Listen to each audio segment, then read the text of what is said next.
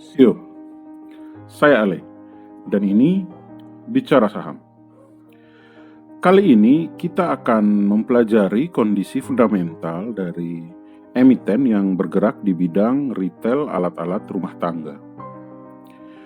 Yang menarik dari emiten ini adalah pada awal bulan Oktober ini, tepatnya tanggal 6 kemarin, emiten ini digugat ke pengadilan dalam perkara kepailitan atau PKPU oleh salah satu kantor legal service yaitu Wibowo & Partners. Kantor pengacara ini sebenarnya adalah mitra kerja yang memberikan legal service kepada emiten tersebut. Dan mereka telah bekerja sama sejak tahun 2015. Tetapi mulai bulan November tahun 2019 kemarin, pembayaran jasa retainer legal service itu yang hanya 10 juta per bulan mulai mengalami kemacetan. Padahal, equity yang dimiliki oleh emiten ini menurut annual reportnya tahun 2019 adalah 4,7 triliun. Pertanyaannya, ada apa dengan kondisi fundamental emiten ini sehingga masalah ini muncul? Yuk kita cari tahu.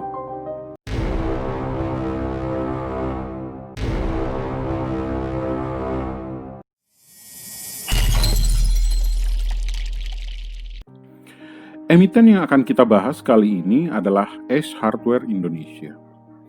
Emiten ini berdiri pada tahun 1995 dengan membuka gerai pertama mereka di Karawaci, Tangerang dan IPO pada tahun 2007. Per annual report 2019, Ace Hardware memiliki 197 gerai yang berlokasi di 45 kota dan 26 provinsi.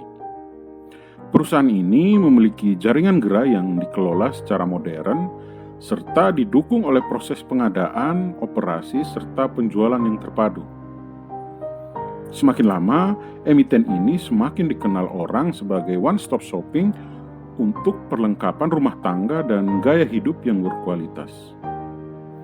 Emiten ini juga memiliki anak usaha yang berupa gerai mainan anak-anak yang bernama Toys Kingdom, yang dikelola oleh PT Toys Game Indonesia, yang mulai beroperasi secara resmi sejak bulan Juni tahun 2010. Dan pada saat ini sudah menjalankan 53 gerai di 22 kota besar di Indonesia.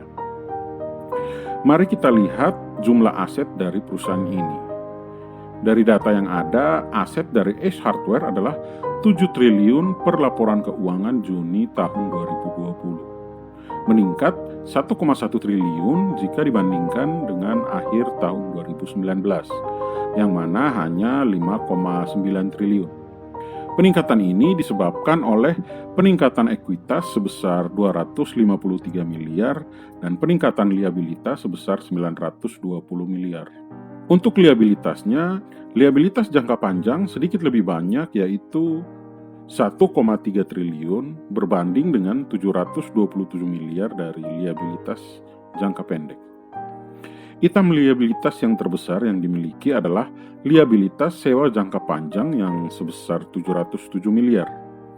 Nilai liabilitas ini meningkat jika dibandingkan dengan kuartal keempat tahun 2019 yang mana nilainya hanya 574 miliar. Dan untuk jangka pendeknya, liabilitas terbesar yang dimiliki adalah liabilitas sewa jangka pendek. Jumlah liabilitas ini adalah sebesar 186 miliar, sedikit berkurang dibanding tahun 2019, yang mana sebesar 224 miliar. Untuk rasio likuiditas dari Ace Hardware, cash ratio adalah 231%.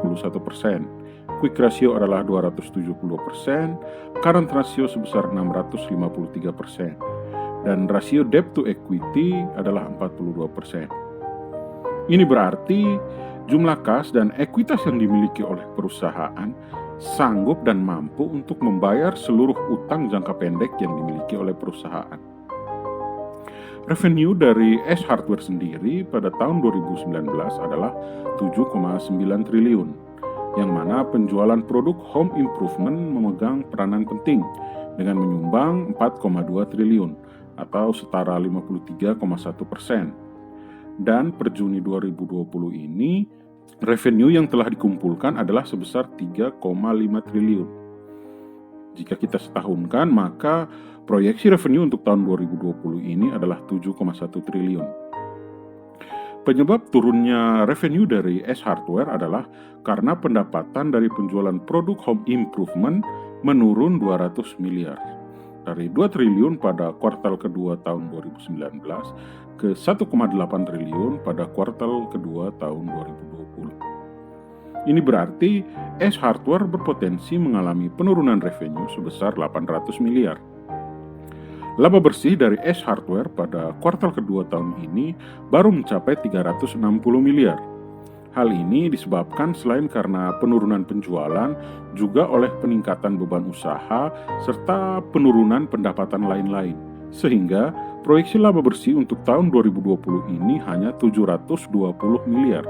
Dengan demikian, laba bersih ini mengalami penurunan yang sangat signifikan dibanding dengan penurunan nilai penjualan dengan presentasi nilai penurunan sebesar 30%. Untuk value dari S Hardware sendiri, di kuartal kedua tahun 2020 ini, nilai buku atau book value adalah Rp228 per lembar saham.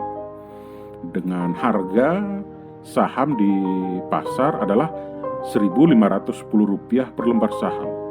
Maka nilai price to book value atau PBV-nya adalah sebesar 6,6 kali. Dengan laba per saham sebesar Rp33, maka nilai price to earning ratio atau PER adalah 45,9 kali. Besaran laba per saham itu, yang mana sebesar Rp33, membuat kita dapat menghitung rasio profitabilitas net profit margin atau NPM sebesar 10% dan rasio bisnis return on asset sebesar 10%, return on equity 14%.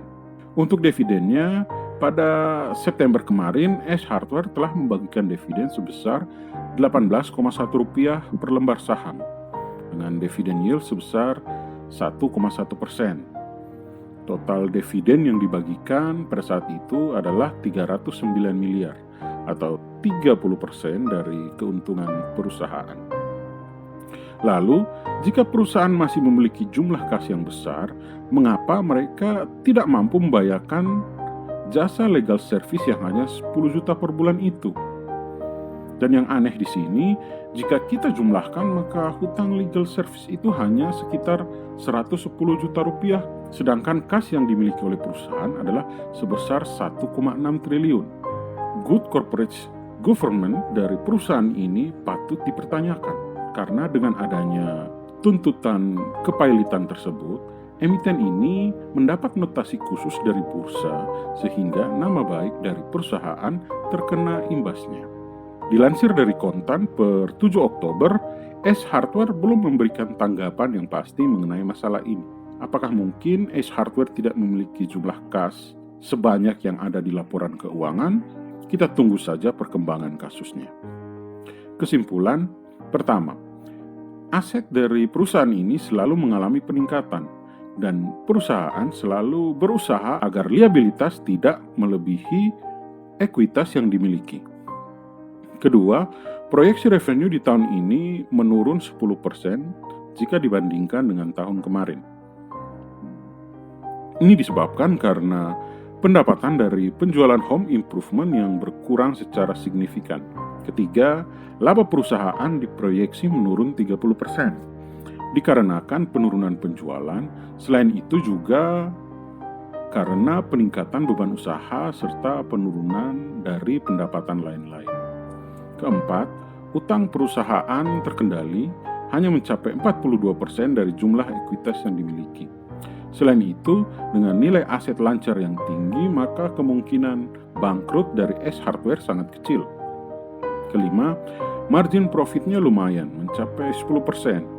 Atau jika kita analogikan, maka Rp100 penjualan akan menjadi laba bersih sebesar Rp10. Keenam, S Hardware tergolong rajin membagikan dividen. sehingga bagi para dividend hunter ini bisa menjadi suatu pertimbangan. Ketujuh, untuk harga dari perusahaan ini sudah tergolong mahal, dengan PBV-nya telah mencapai 6 kali dan PER-nya yang telah mencapai 45 kali. Kedelapan, mengenai gugatan di pengadilan, ini adalah hal yang sedikit janggal, karena ekuitas dan kas dari perusahaan ini tergolong besar, dan sebenarnya cukup untuk membayar utang tersebut. Oleh karena itu, saya sedikit meragukan good corporate governance dari S Hardware. Pendapat saya, S Hardware adalah perusahaan yang oke. Jika mau dikasih rating, maka saya akan memberi rating B+, di mana rating AAA adalah rating yang sangat bagus, A adalah rating yang bagus, B adalah rating yang termasuk oke, C adalah cukup atau lumayan, dan D artinya buruk. See you. Demikianlah review singkat dari PT S Hardware. Review ini bertujuan memberi pertimbangan dalam melakukan investasi. Silahkan like, share, dan subscribe untuk selalu mendapatkan update review saham lainnya. See you semua, kita ketemu lagi di video selanjutnya.